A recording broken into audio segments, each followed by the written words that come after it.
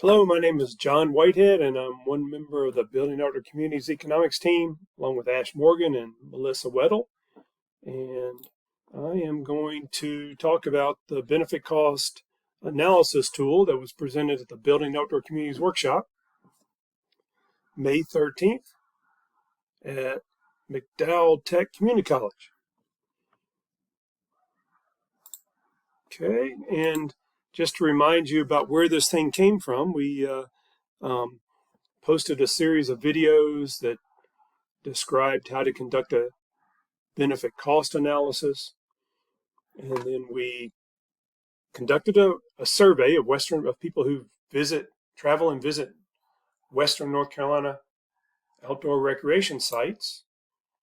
And we used what's called the travel cost method to estimate recreation benefits. Okay, I've marked these other benefit estimation methods through because we don't use these in our current analysis. Okay, so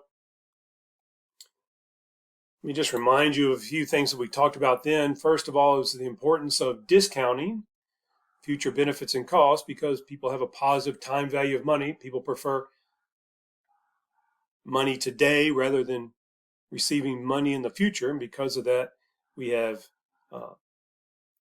interest rates for savings and interest rates for borrowing, and that happens along with in benefit cost analysis as well.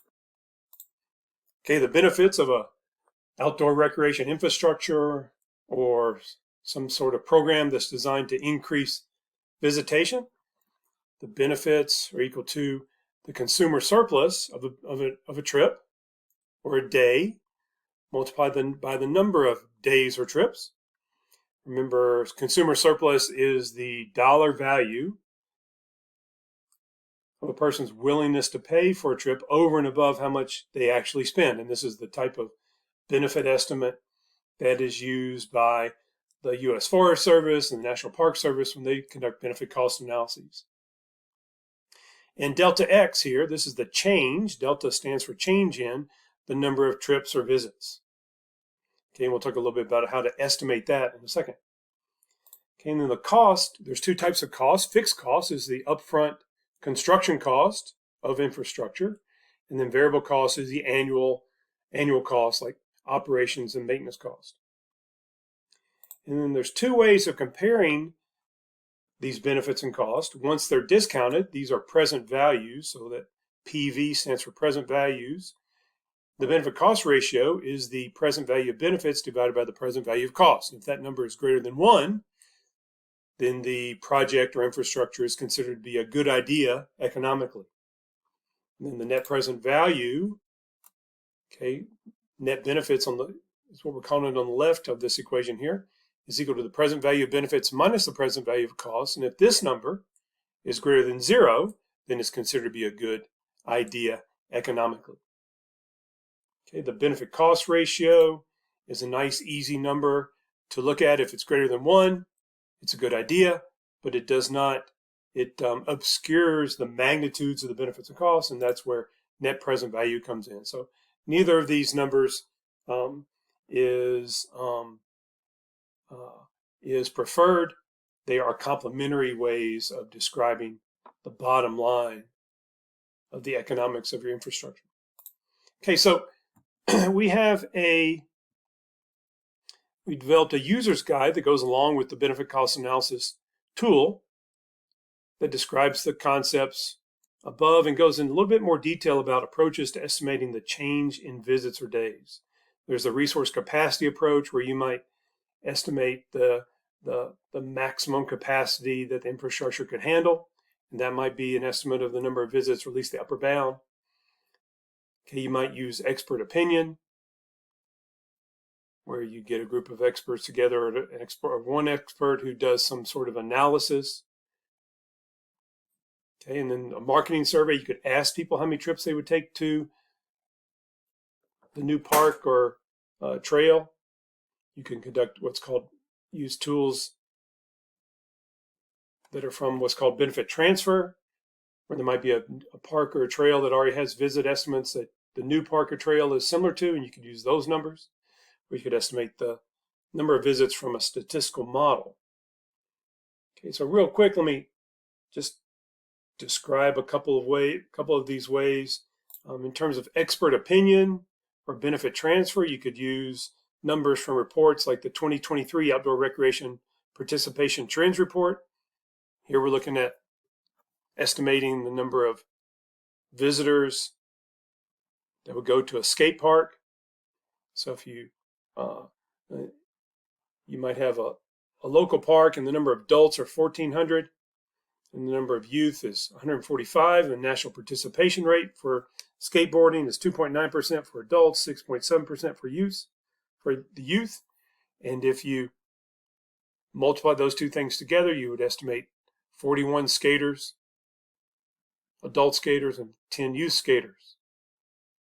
And if the market area for tourists for this skate park is 12.5 million, the number of tourists who skateboard is 1.45%, and the product of those two numbers is 6,000 skaters. And so that's 10,000 potential skaters, and you can multiply that by the number of days to come up with an estimate of the number of days that would show up at the skate park over the course of a year.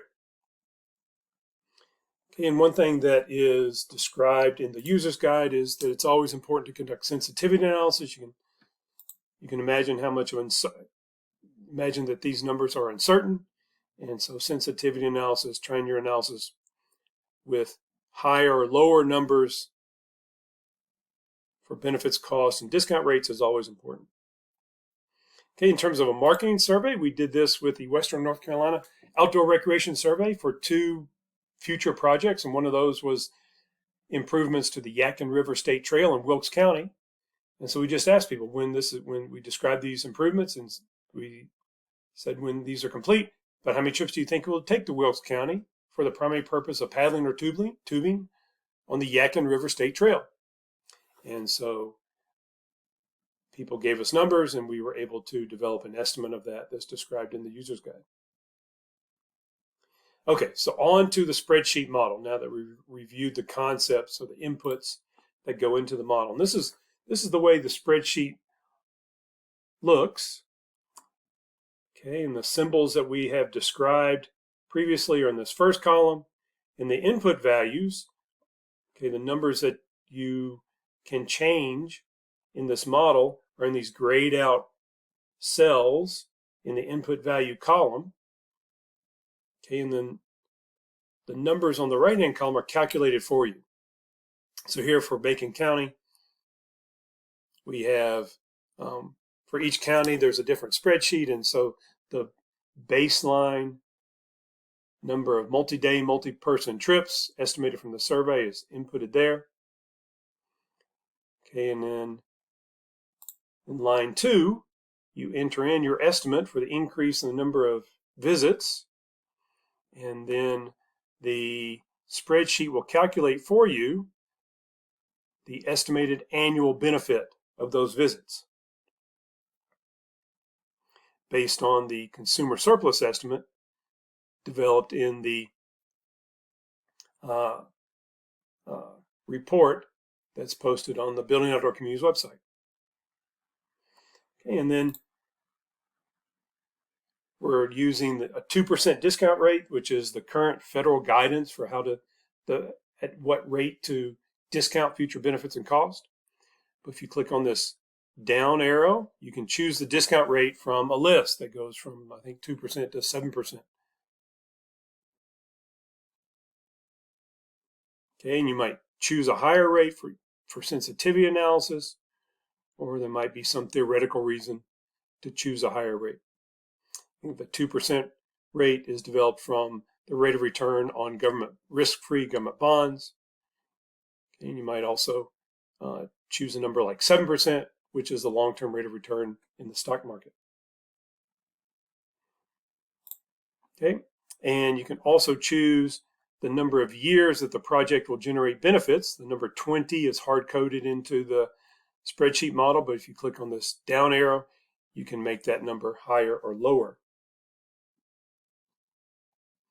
Okay, and once you make those choices, we estimate that the present value of benefits is $19.5 million.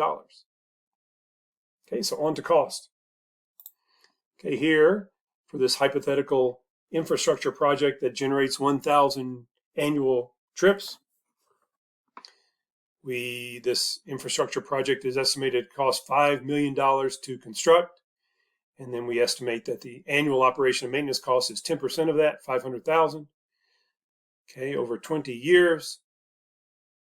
And so the cost estimate, the present value of cost, is $13.7 million.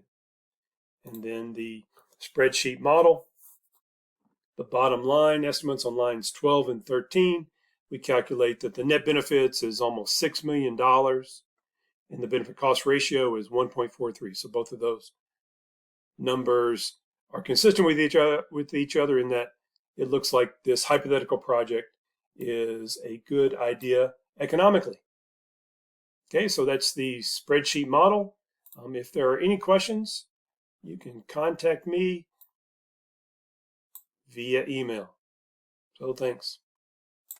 And I hope you find the work we've done useful, and especially the benefit cost analysis tool. Hope that works for you.